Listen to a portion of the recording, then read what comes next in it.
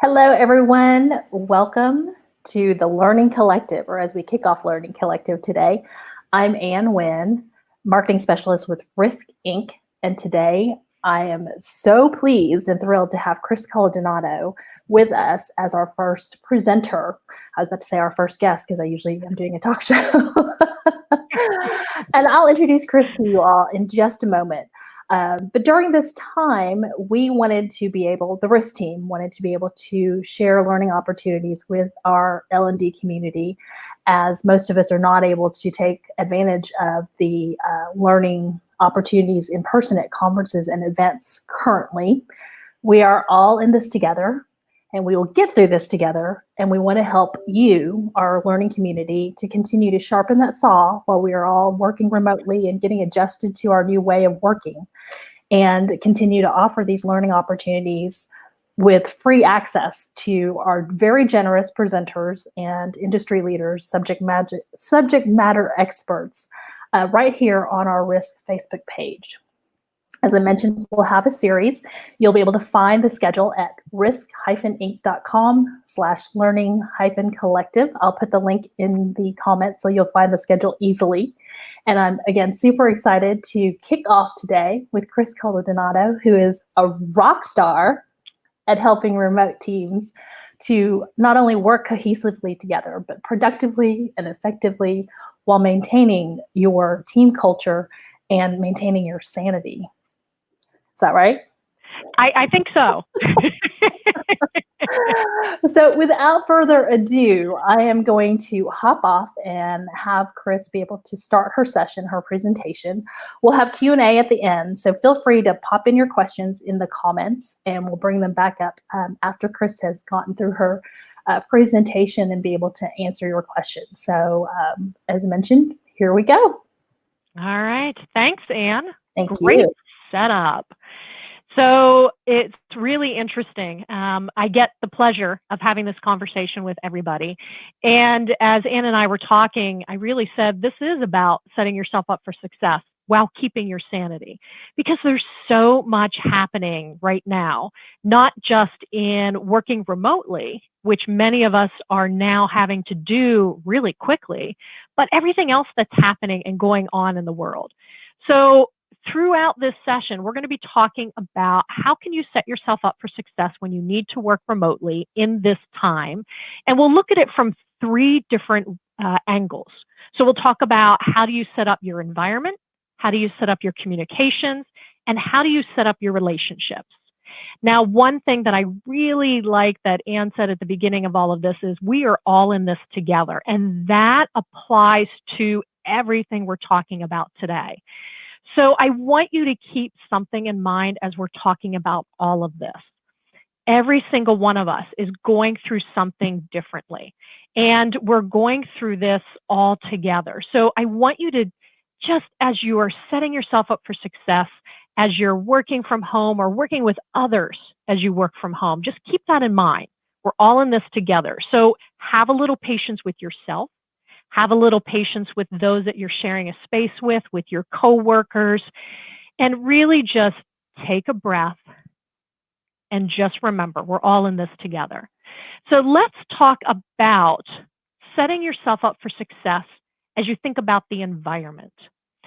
So a couple of key tips that I wanted to highlight as we talk about your environment.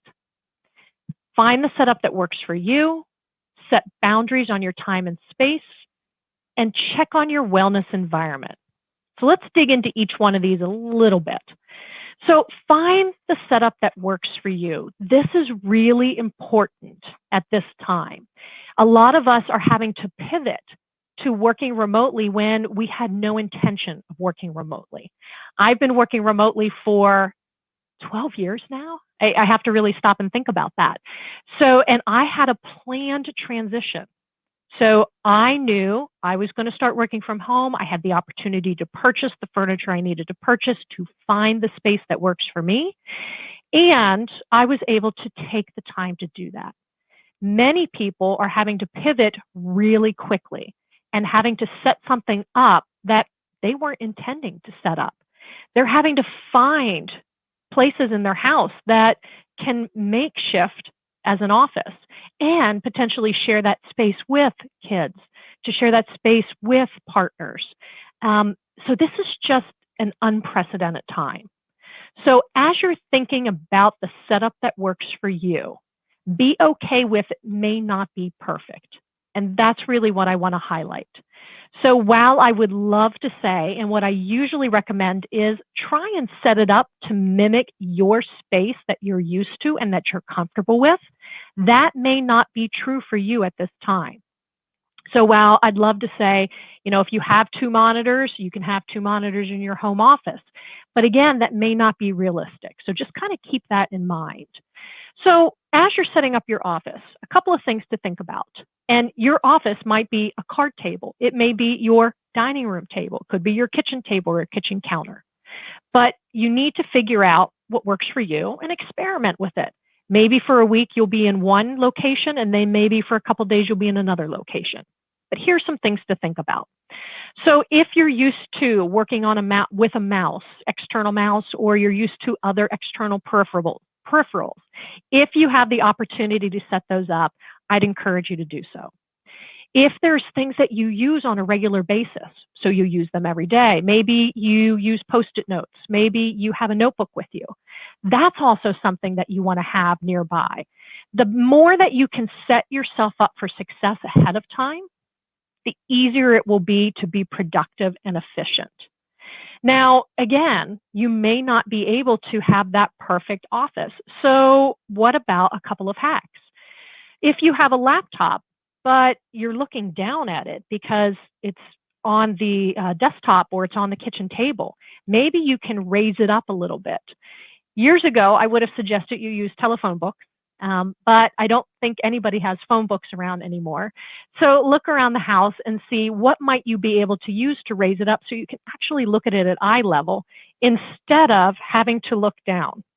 So what are those things that you can use to raise it up, whether they're boxes or containers, or maybe you have some phone books around so you can use some phone books. What about using your TV for a monitor? So if you have an HDMI cable and that fits into your laptop, you could hook up your laptop to your TV and use it as one giant, or maybe not so giant, depending on how big your TV screen is. And you could use that as an external monitor. So that's what I'm talking about when you think about find the setup that works for you.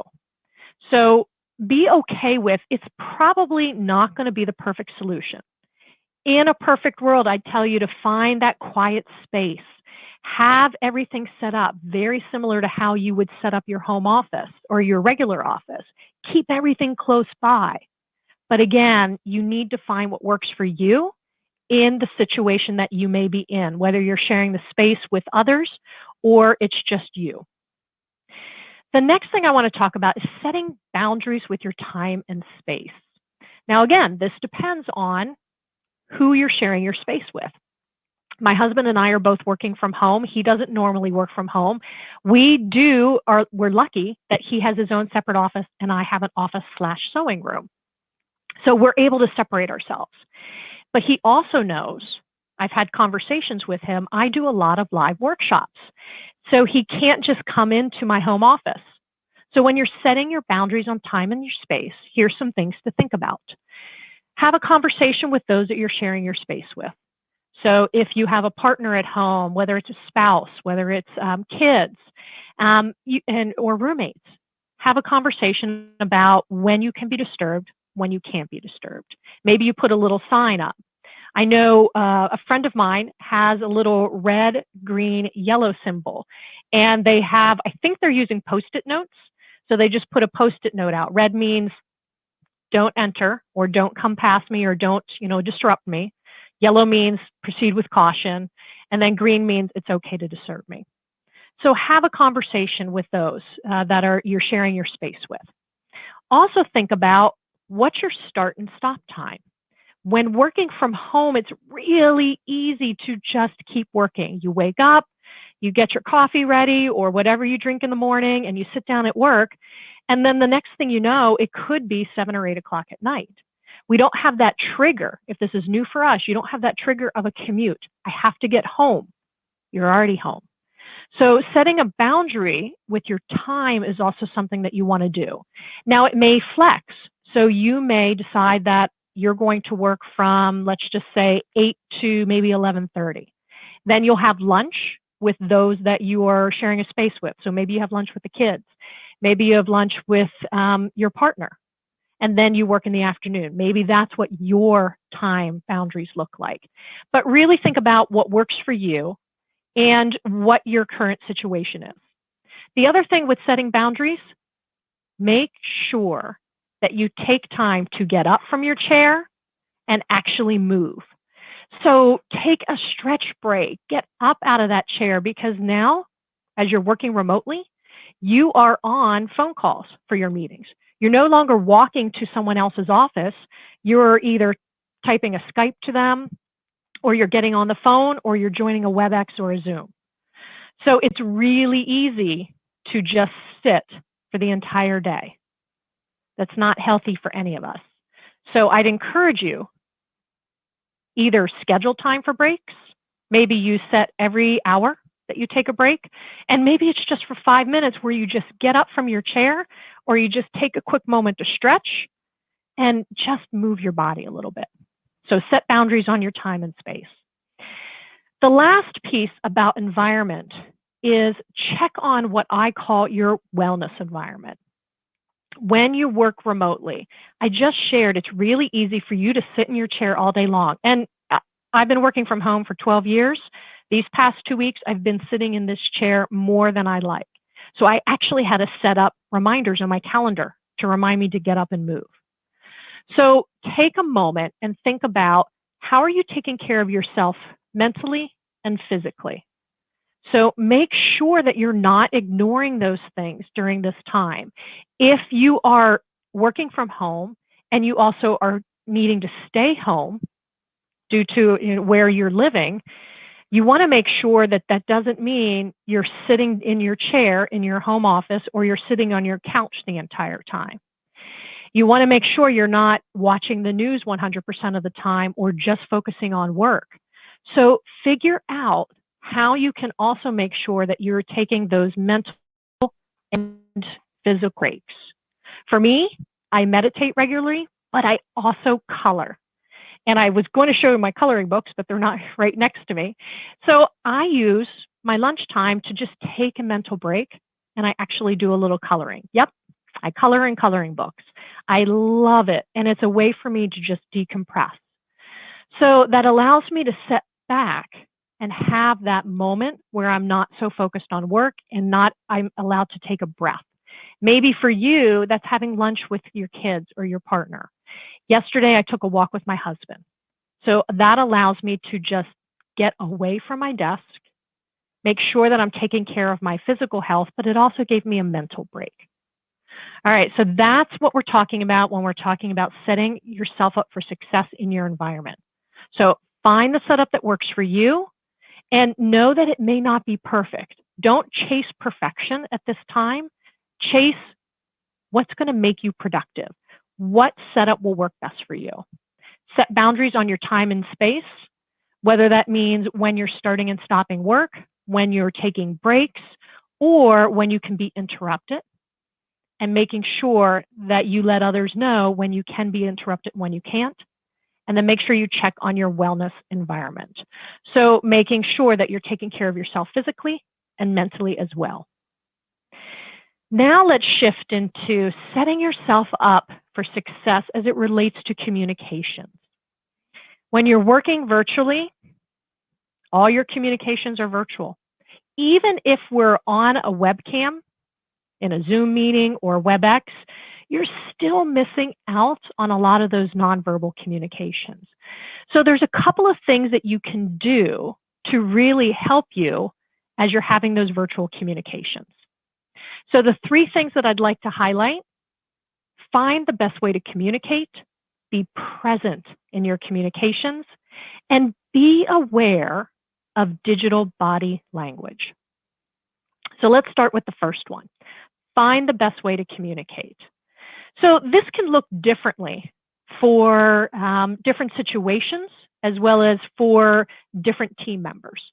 So think about, Who do you need to communicate with in emergencies? How are you going to communicate with them in a case of emergency? So that might be a text. It could be instant message, depending on what tools you have at your location. It could be in your organization, you might have Skype. Maybe you're using WhatsApp or you're using Slack. It could even be, like I said, an email or a text. So have a conversation. Who do you need to connect with and who needs to connect with you in case of emergencies? Set that up now. That way, should something happen, you can get in touch with them or give them a heads up, or they can give you a heads up. So what does the emergency communication channel look like? And then you want to take a step back and talk about, all right, you and your team, how are you going to communicate and work together, especially if you're used to working in the same office? So here's a couple things to consider. When you're talking about what's the best way to communicate as a team, think about the work that you do. While email back and forth may be the solution that you just default to, is that the best solution? Might there be a tool that you use in your organization, like Microsoft Teams, Workplace by Facebook, maybe Slack, that you could leverage and have conversations back and forth without clogging your email? Again, just something to think about and have a conversation with as a team. Maybe you use SharePoint or you have other discussion forums. Have a conversation. Where are we going to have conversations about our work? And let's use that and have everybody agree to, this is what we're going to use at this time. And if email is what works for you and your organization, then please use it, but have a conversation about it. Don't just default it to because, oh, that's what we have, that's what we're going to use. Have a conversation. What will work best? Try it out. And if you're realizing, okay, well, we've been doing it this way, but it's not working, then gather together as a team and have a quick call about, okay, this is what we tried. It's not really working. What are some other ideas? So figure out how you're going to communicate in emergency, as well as how are you going to communicate as a team. It will look different for everybody. You may use a combination of tools. So maybe those longer term discussions are on your online discussions in Microsoft Teams and Slack and WebEx Teams or in Workplace by Facebook, just to name a few. Or maybe you have a quick check-in every morning on WhatsApp, or maybe it's a text check-in, or maybe it is a Skype check-in. So just find those ways that are going to work for you and your team. What are the different things you need to communicate about, and what channels might you use? Now, because everything is digital, you're not walking into another person's office and looking at them face to face, eye to eye. It's really easy to become distracted. So that second tip, be present in your communications. This is needed more than ever, especially with everything that's happening. So when you get emails, when you get a request to be on a web conference, when you get a request to join a FaceTime call, my ask of you and my recommendation is to be present in that communication. So that might mean you take the phone and you set it down. You turn off the notifications. Even if somebody can't see you, so let's say you're just doing a phone call. I know in this day and age of web technology, hard to imagine, but yes, phone calls are still effective. So if you're just doing a phone call, you still want to set aside, maybe you turn off your email, maybe you turn your chair so you're not distracted by what's happening on the screen. Whatever you need to do to focus and pay attention to that communication you're having at that moment, then that's what you need to do. If I'm on a phone call, I literally do turn away or I lock my screen so I can't see it. It's too easy for me to see, oh, that just popped up or that notification popped up. And just turning off the notifications doesn't help because I'll keep my email up. So I just lock the screen, I turn away, and that way I'm focusing on what's being said so I can be fully present and share my insights. Same thing with email or discussions. Be fully present. So I'd recommend not being on the phone while answering an email. It's too easy to say or write something that you may not have fully thought out. And again, it's in this digital age when we're not looking at somebody eye to eye that it's really easy to be multitasking. And that's what I mean by being present in your communications. Pause the multitasking, be fully present in the communications, and really listen to what the other person is saying. And by listening, that could be verbally, because you're on the phone or a web conference with them, or it could mean giving your full attention to the email or the discussion thread that's happening. That kind of lends itself to the be aware of digital body language as well. So digital body language might mean something different depending on how you look at it, but here's how I view it. So digital body language is the signals that we're giving off in our communications. Because we don't have body language that we can read when we're not face to face. And again, remember I said, even when you're on webcams, you may not see everything. You can't maybe necessarily see that somebody said, I'm okay, and maybe they're smiling on the webcam, but what you can't see is the clenched fists or they're really tense. You can only see a little snapshot of how they're feeling. So you need to be able to read context without seeing some of those nonverbals. So here are a couple of examples. When I said be present in your communications, one example that I like to share with people, and this is how I tend to read digital body language, when I'm on a phone call with somebody, I can sense when they're not fully present. What does that look like or feel like or sound like? It means they pause when they are reading an email and they're talking to you. That pause could mean they're really being thoughtful and thinking, or it could mean that they're not fully present. So they may be distracted and reading something else. If I hear typing, typing may mean they're taking notes on our conversation, or it may mean they are typing out an email or a Skype or something. So for me, what I might say is, I hear that you're typing and I would just appreciate, if you're taking notes in this conversation, fabulous.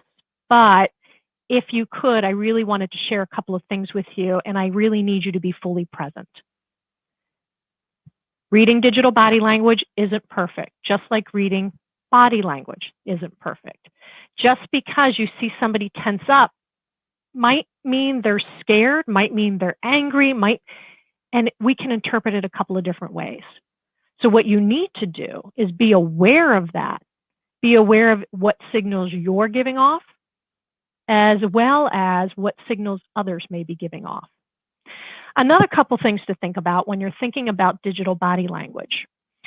If you have somebody on your team that all of a sudden is talking more, maybe they're participating more in meetings, maybe they are online and jumping in on discussions a lot more, that could be a signal of they may need a little bit more connection time. Remember, this is unprecedented. You may have somebody that's not used to working from home and they're looking for every single connection point that they can. And that may look like and surface as they are hyper connected. So they are participating in every chat. They are online a lot. They are liking things right and left. So it may mean, hey, I'm just calling to check in on you. So maybe you build in a couple of extra connections with them. Maybe you have a coffee chat in the morning. Something else is that person who goes quiet. So somebody who's regularly participating in meetings or is normally participating in online discussions. If they start to go a little bit quiet, that's a change in behavior and that might signal to you something's going on.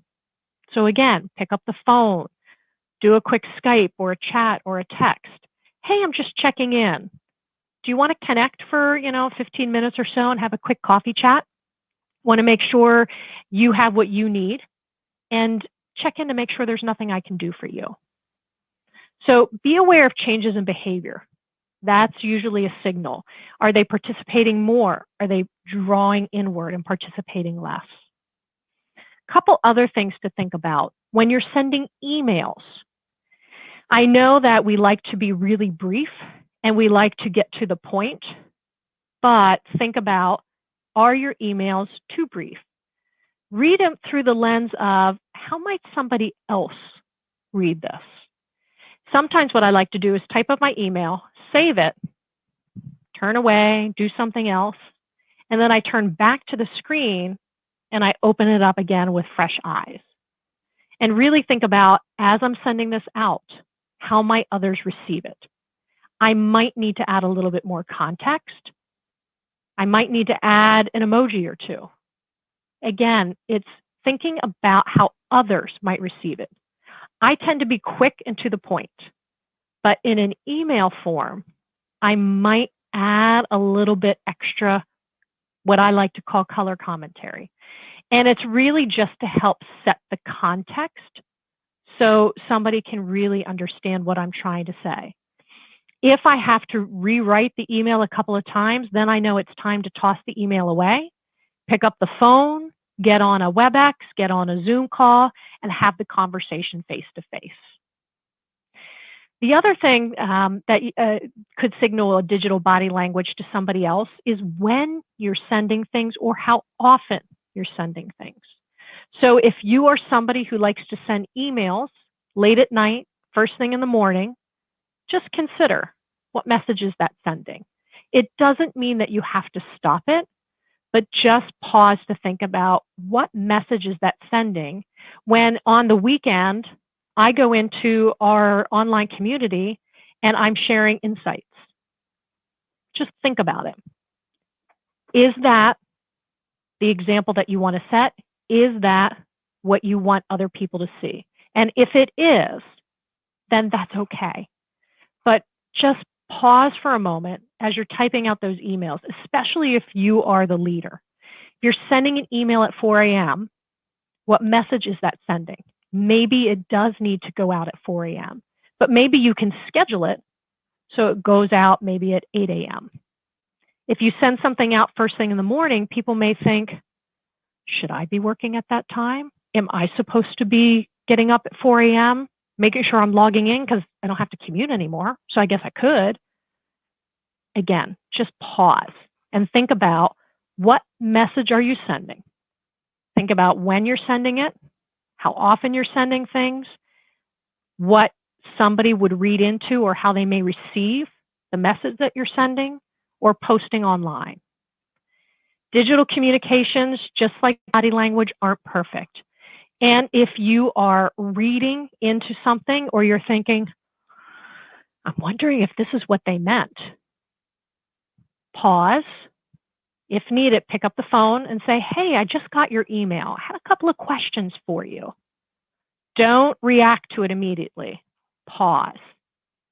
Try and decipher that digital body language. Assume best intentions.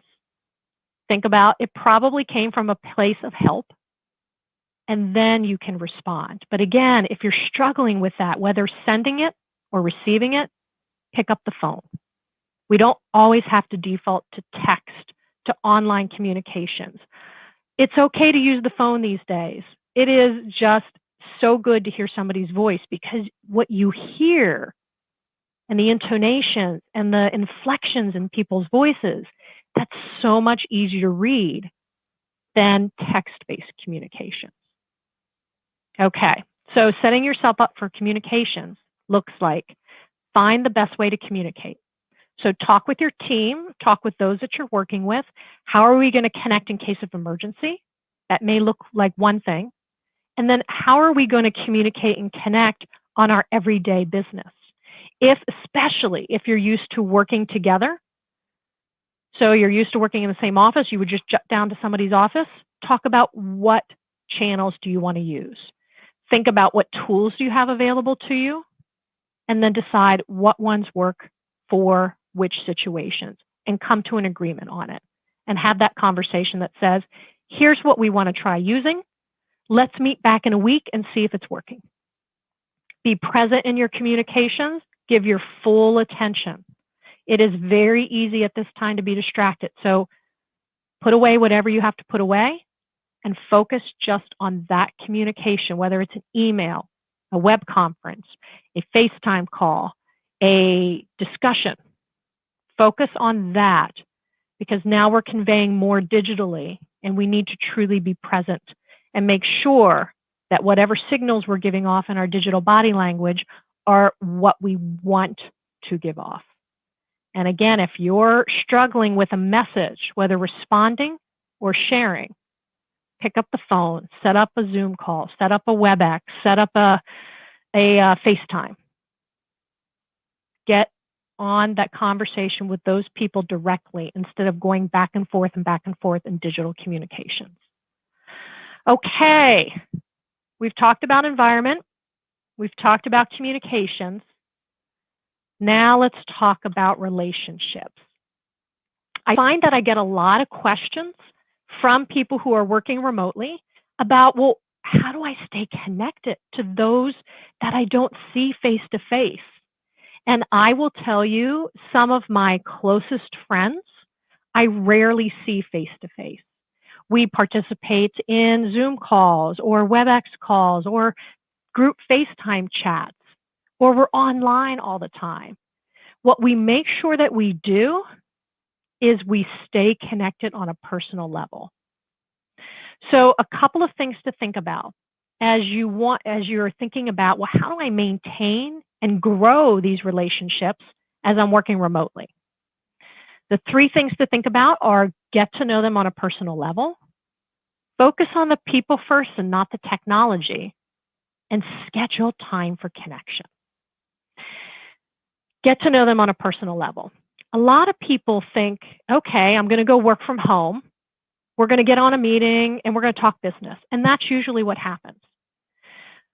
But if you back up for a second and think about, if you were in the office, you all gathered together in a conference room, what would happen as you're entering the conference room? You'd probably, hey, how you doing? What's going on? Did you see the game last night? Or, hey, I heard you were going to do a zoo trip with the kids. How'd that go? There would be this normal banter and chit chat as you are making these connections. Remember that as we are humans, we are social creatures, and we crave that connection. Just because during this time you may be sharing your space with your family doesn't mean that's the only connection you need. You still need to stay connected with others. And when you are working with others, you need to continue to maintain and even grow these relationships. So think about how you can continue that banter, that connection on a personal level, but do it digitally, or do it on a online chat board or an online discussion boards or at the start of meetings. So think about what might you be doing face to face and how might that translate into the digital world. So think about you're walking in the office in the morning. You're connecting with people as they go onto the elevator. You're walking to your cubicle and you're passing by people. You're saying, hey, how's it going? What does that look like in a work at home or a remote environment? Well, again, it goes back to some of those things you talked about in the communication channels. So maybe it's a quick check-in with somebody on Skype or text. Hey, good morning. How's it going today? That might be all you need. I do that with some people, and I always tell them, hey, I'm just saying hi. No need to respond. Just wanted to say hello. Good morning. It may mean that you have a regular scheduled coffee chat where you connect. Maybe you're used to going down to the cafeteria together, or you go out to Starbucks or Dunkin' Donuts or whatever, fill in the name of your coffee location. Well, maybe instead you can say, hey, let's meet up maybe 3 times a week, and we'll meet up for coffee, 15 minutes. And we can do it on WebEx. Maybe we just get on a conference call and we all happen to be drinking coffee and chit-chatting at the same time. What you don't want to do is just walk in, have your meetings, do your emails without making any of those connections to people on a personal level. So that might mean the first 5 minutes of your meetings are just check-ins. What's happening out in Baltimore? What's happening out in Houston? What's going on in California? Maybe you launch or start each meeting with a question. And it can be any question. I think I asked the other day, if you could play or have any song playing in your head as soon as you wake up every single day, what would that song be? And that it's been a great discussion to see what's that one song people would wake up to every single morning. And it really helps you to get to know people on a personal level. So while it may seem, I think some people call it forced, it's not forced. It's creating with intention. And that's really what it's about when you're thinking about building and maintaining and growing relationships. You have to be intentional about that. So while that may mean you are scheduling time at the beginning of your meeting or at the end of your meeting to get to know people on a personal level, what you're doing is being intentional about growing these relationships. So be intentional about it. It can look very different for a lot of different people. It could mean that everybody at the end of a week throws a GIF into a text chat or to a, insert Slack or workplace chat, whatever chat channel you use, for how are you feeling at the end of this week? Or maybe it's in the mornings on Monday. How are you feeling at the start of this? Again, you need those ways to continue to get to know people and continue building these relationships, even though you may think, okay, this is only temporary. We'll come back to the office. But there's a gap, 4, 6, 8 weeks, however long it is, until you can go back to that office. So let's think about how you can continue to get to know people on a personal level. Now, I know you've heard me talking a lot about technology. Use WhatsApp or use Slack or use text. And it may surprise you for me to say, okay, focus on the people first, not the technology. But that's really what you need to do. Focus on how are you going to build those relationships. You can do everything that we just shared using email, practically, or picking up the phone and having a phone conversation. So you can use some really low-tech methods. What you want to do is think about the relationships you're trying to build, how you're going to connect with the person on a human level. Think about getting to know them, and then think about, all right, well, what technology do we need to make that happen? So if you want to think about, all right, I want to use a question, and we're going to have a weekly question that everybody's going to answer because I want to get to know different people. Let's have people suggest questions. Great. You've figured out what it is you're trying to accomplish. Then you can fold in the technology. So then you can say, all right, what makes the most sense? You could do that on an email trail. Wouldn't recommend it because then you'd have all the reply alls, but you could. You could do it on a text chain. You could do it in a discussion forum. You could do it at a WebEx that you launch every Monday. So think about what's the connection and what are you trying to build and maintain and what's that human connection you're trying to make, and then fold in the technology. Don't let the technology dictate what you're going to do. You dictate what you're going to do and then fold in the technology. So the last tip when you're thinking about building relationships, this is especially important given that we are being pulled in multiple different directions. Our attention span's being pulled as we think about everything that's happening. And we're like, okay, do I really have time for this? You need to make time. So I recommend scheduling time for connection. If you're being pulled in multiple directions because you have your family to think about, you have your kids to think about, you have your family who may not be in the same house with you. You have to think about them, your friends, your network. Oh, by the way, your job. you're being pulled in multiple different directions. It's really easy to lose sight of the fact that you need to continue to connect with people that you work with. Before, when you went to the office, you had to walk into the office, you would just bump into people. Again, this goes back to being intentional. Build in connection time. If you need to schedule it, schedule it. I need to schedule it. Again, I've been working from home for 12 years. There is so much happening in my world right now that even I'm letting go of my normal habits. So I have actually scheduled time in my calendar as quick check-ins. And it may, I think one of them says check in with team. So that may mean that I'm sending out something on workplace chat, or maybe I'm posting something to our discussion board.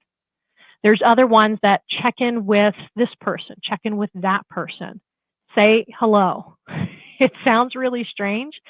And normally I don't need to do that because I've built up this habit, but I'm busy. We're all busy. We all have a lot of things on our mind. And even if we have downtime, we may be watching the news, or our attention may be pulled into what's happening in the world. And it's really easy to forget about making those human connections. So schedule time for connection.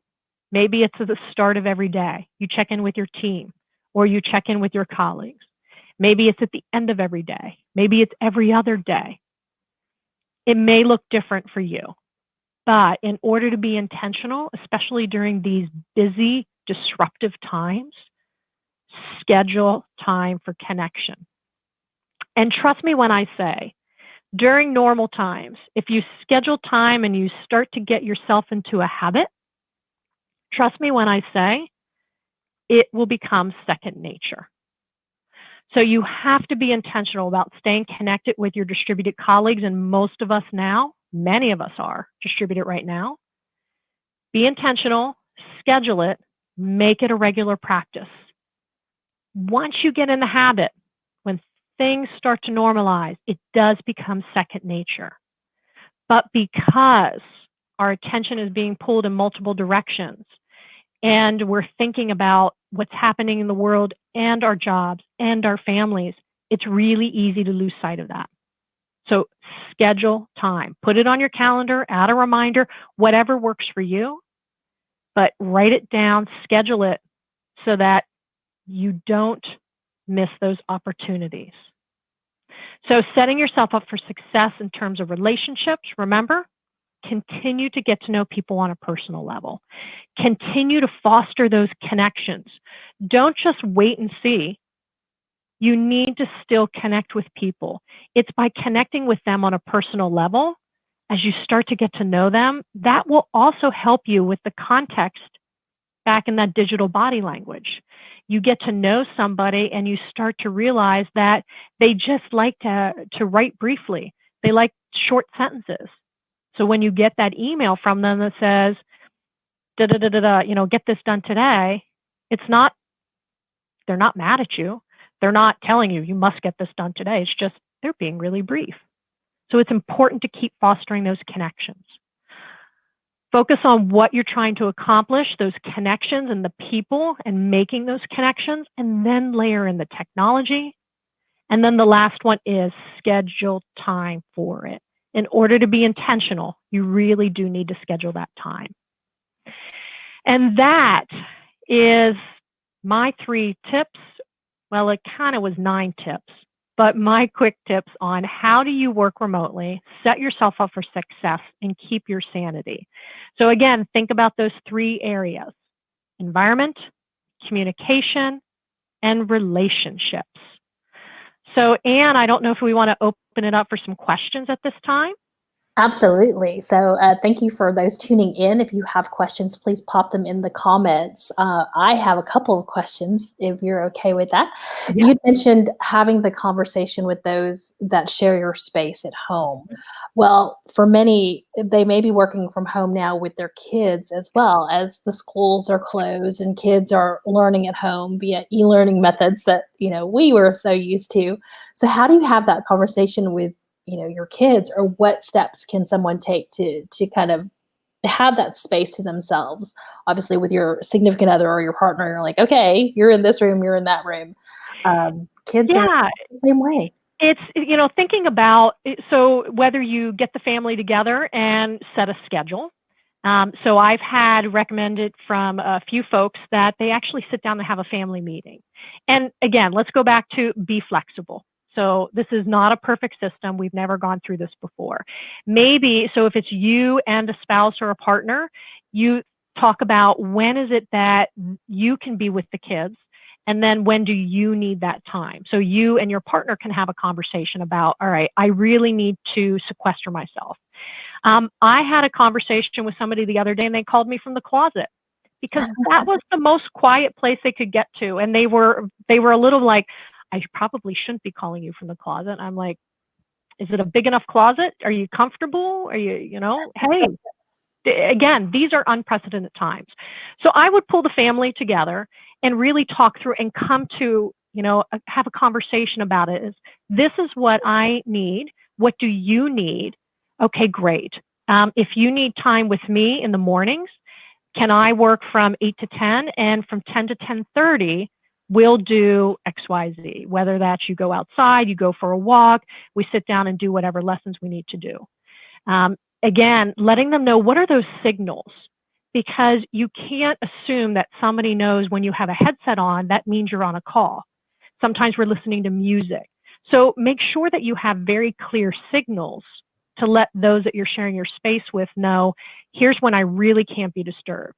But here's the other thing. Remember, we said at the very beginning, we're all in this together. It's okay if the kids pop in, if the pets pop in. I'm surprised my cat hasn't popped in this live stream. She's being unusually quiet. We're all in this together. So have a conversation about it. And when those things bubble up that you're like, okay, this didn't quite go right, that's okay. Just be okay with it's not going to be perfect. Yeah. Oh, well, as you mentioned, it isn't going to be perfect because many of us are in situations that we were not used to previously. It is an unprecedented time with having to make a shift to work from home for so many. Some of us worked from home on days, not at this extensive period, Right. nor with, the kids were in school. We didn't have the kids. But you're right. We're all in the same boat. And so it's very important to remember that. Now, you mentioned tools. You mentioned Zoom. You mentioned WebEx. One of the questions from my cousin, in fact, who is in the healthcare industry, is what's the etiquette for when people hop onto calls with Zoom? So often folks forget and don't realize that they need to mute themselves or turn the video off, as we all saw that one post shared where the woman took her teammates to the restroom with her. So what are some quick tips on etiquette for those types of calls? So I always like to tell people there are 3 things that you should always know how to do. And I think we've covered 2 of them. So the first one is understand how to mute yourself. And don't do what I call the double mute. I'm still guilty of this. So use either your mute on your headset or your mute in the system. So if you're using Zoom or WebEx, understand how the mute function works and then mute yourself when you're not speaking.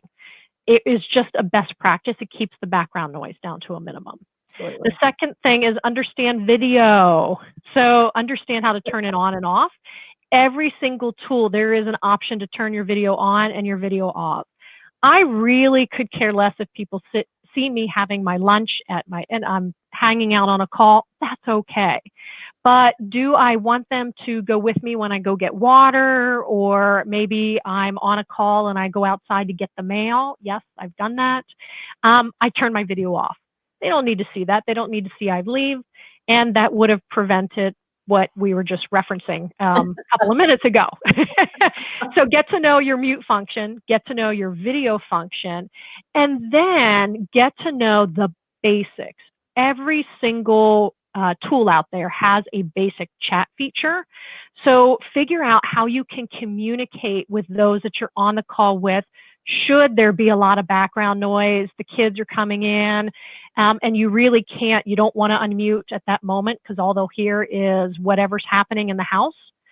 There's always a chat feature in every product that's out there practically. So get to know how to use that so you can communicate with others. So if somebody says, "Anne, we really want to hear from you what you have to say," and there is chaos happening behind you, you can quickly post in the chat, "Here's what I was thinking. There's a little bit happening behind me right now, so I'll just use the chat feature." Those would be my 3 quick tips. Get to know mute, video, and then chat feature. How can you communicate? And those are great tips. And as you mentioned, every tool has those features. They'll typically have the same types of icons across the board. So the mute is going to be a microphone. And if Right. you mute yourself, often it will say mute or unmute. If not, then there's a little cross sign across the mic icon so that you know that you're not on.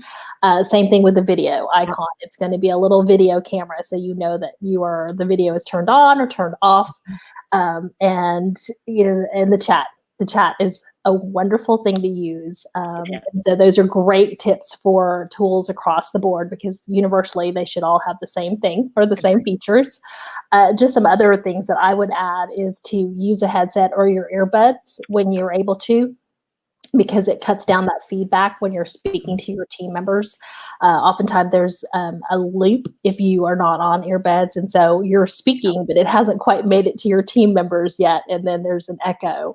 And so anything that can help to cut down on those distractions also helps to maintain, your sanity, I think. And then also, don't sit with the window behind you if you're on a video conference, because you end up looking like you're in the witness protection program, and your team members most likely want to see your face as well to maintain that connection that you were talking about, and maintaining the relationships. And your tips today were wonderful. I'm used to working remotely, but I learned quite a bit from you as well. So I love it. Thank you so much for your presentation today. Thank you so much for your time, generously offering your time today to help our community as we are getting through this unprecedented time together. So thank you so much, Chris.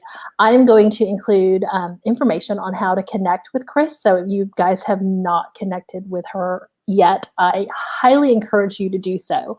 On Twitter, she is at Chris Cola. Quite easy to remember. Chris Cola Donato. I think I've known you long enough now to figure out how to pronounce it. And you did it perfectly. You did it perfectly. Yay, thank you. It is a mouthful, I will say that. And then Chris is also available on LinkedIn. In fact, there is a LinkedIn Learning, I think, link that you had recommended. Yes. Again, I'll include it into the comments too. Let's see. Duncan Welder has hopped in and said, if it's a new system and you haven't logged into the system in a while, oh yes, get in early to make sure updates are downloaded, installed by start time. Absolutely, because like WebEx and Citrix, all those things download a new update every time I have to use them. So be sure to test out the any type of tool that you're using for your meetings or video conferences. Even if you've used it a lot. Yeah, so I use WebEx almost daily. I use Zoom a lot, but I still go in just a peek to make sure, because you don't know what update has downloaded and how that might impact your systems. Oh, absolutely. Or sometimes even this platform that we were using for the live stream, StreamYard, it will, the camera won't turn on, the audio won't turn on, and I know that's my cue to reboot my system. Yep. And so when in doubt, reboot, right? Turn it on or off. Don't kick it. Just turn it on and off. But thank you again so much, Chris, for your time today. I really, really appreciate it. We at Risk appreciate it. And we're super excited to continue this tomorrow. We hope that you'll join in. Tomorrow we've got AJ Pangerker talking about the ROI of business technology, or the business ROI of learning technology. So be sure to tune in there. And then we've got Anthony Altieri talking about Adaptive X API. And then Tammy Rutherford with Rustici presenting on how to take your training content beyond your LMS. Again, to see the full schedule, join us over at risk-inc.com/learning-collective. I will put the link in the comments as well. And we will see you all tomorrow. Thank you again for tuning in today. And if you have any further questions as you're watching the replay, feel free to put it into the comments. We'll make sure that Chris gets the questions and we'll respond to you. Thank you again, everyone. Awesome. Thanks. Have a great day.